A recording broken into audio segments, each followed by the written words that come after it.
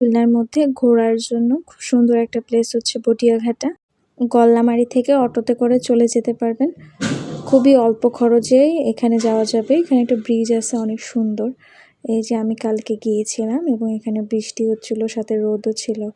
ওয়েদারটা এত সুন্দর ছিল। এখানে নদী প্লাস হচ্ছে প্রকৃতি সবকিছুই একসাথে একাকার হয়ে থাকে, এই জন্য এটাকে মিনি কুয়াকাটাও বলা যায়। বেশ একটা কুয়াকাটার ফিল পাবেন, সাথে আবার নদীও থাকবে। আর এখানে অনেক ধরনের গাছ আছে যেগুলো হচ্ছে থাকে, যেগুলো সুন্দরবনে থাকে। তো এটাকে আবার মিনি সুন্দরবনে বলা যায়, মানে এভারেস্ট সব কিছু মিলে। এখানে অনেকগুলো পার্কও হয়েছে, বাট আমি পার্কে একটাই গিয়েছিলাম, অন্যগুলোতে যাইনি। আমার কাছে মনে হয় নদীর পাশে বসে এরকম স্নিগ্ধতা অনেক সুন্দর লাগে। তো পার্ক থেকেও দেখা যায়। আর এখানে এই যে জাহাজ যাচ্ছিল, আমি সেগুলো ক্যাপচার করে নিয়েছি।